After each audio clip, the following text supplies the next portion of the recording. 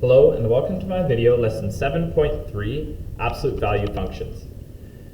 So graphing an absolute value function from the base function requires that you have two variables. So it's an actual function, right? Not just an equation where you can find the result of one or the other, right? So we're using two variables, x and y in our cases, but we can use whatever you want. Using a table of values, you can easily see the negative values of y changing to be positive, right? So if we take a look at this case here, I'm going to use blue to represent the original. So x values and y values, right? So if we take a look at some of the more basic situations, we have where x is 0, y is -3. That should be obvious from our point as well. Then where x is 2, we have y is 0. And we have, let's just do one more, where x is 4, we have y is 3. All right, so you can see there, we just picked kind of 3 points on our graph. And so when you change this to be the reciprocal, so this is the reciprocal of y, or reciprocal of y, I guess, right? Or the reciprocal of that whole function. Then what you get instead is you get the positive version of all of it. So what you can see here is that it would go like this instead.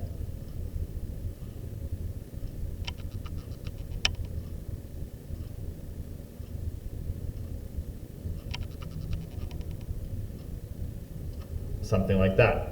Now, what we can do now is we can talk about the piecewise function. So the two functions that together make up this function.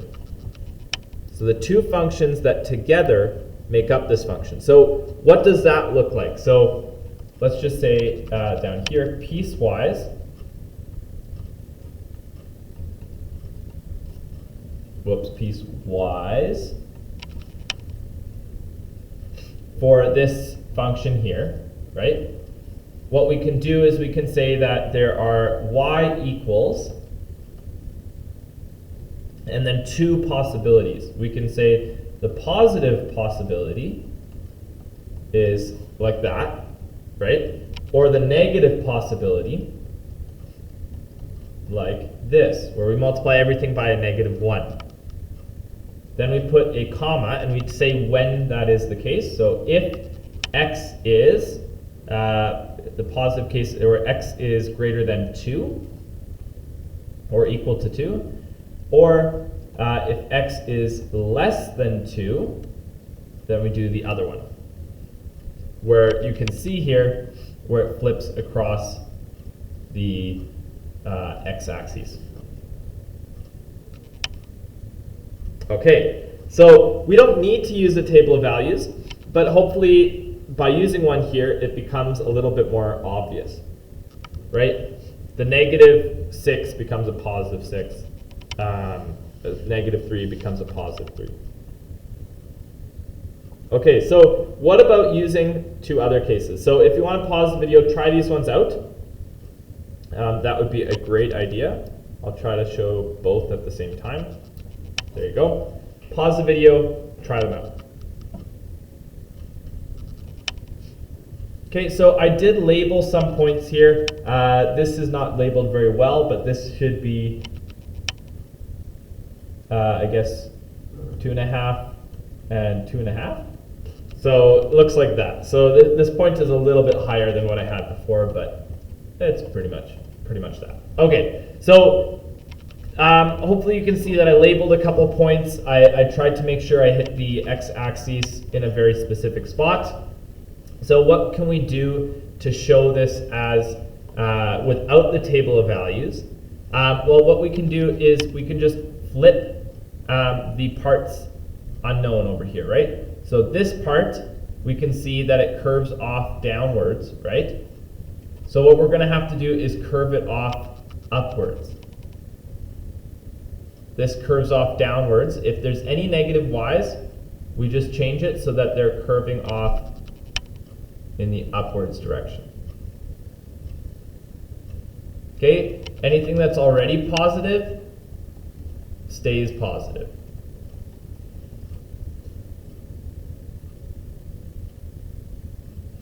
Okay, so if we did this as a piecewise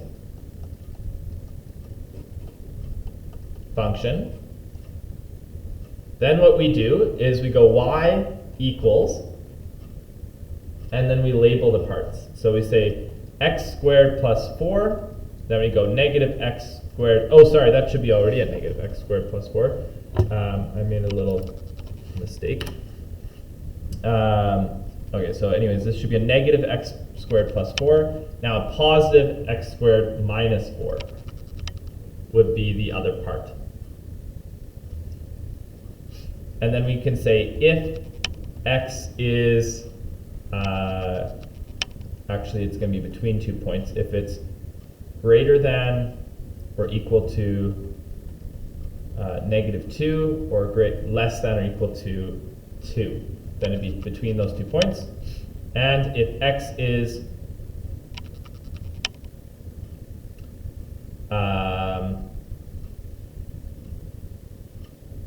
the opposite, so smaller than negative 2 and greater than positive 2, then it would be the opposite function.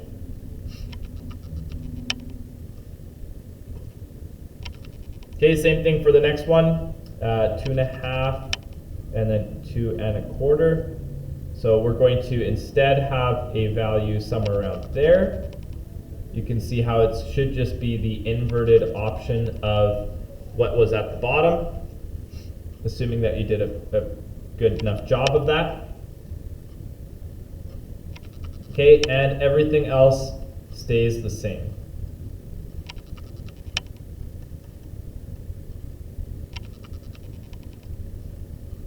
So it should look something like this.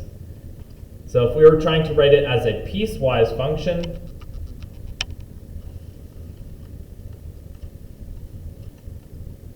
we would write it like this. Y equals,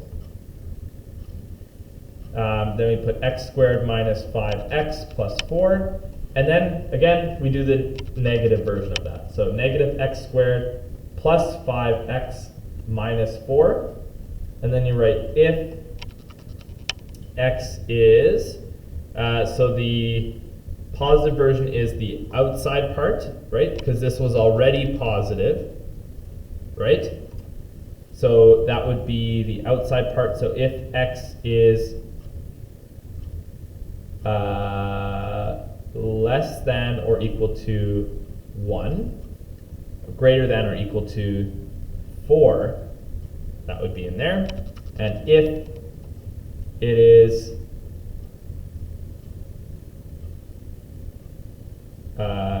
greater than 1 and less than 4, then it is in this one.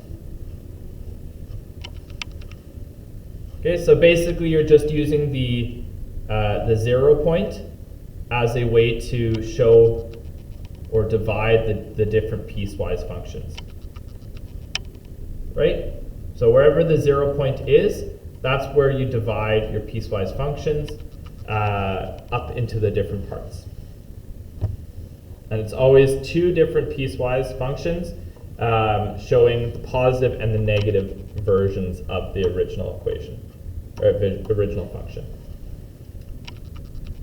So I hope this video helps you understand absolute value functions a little bit better, and especially converting from an original or base equation, base function, to the new absolute value function, and using piecewise functions in this case. Hope the video helps, and good luck.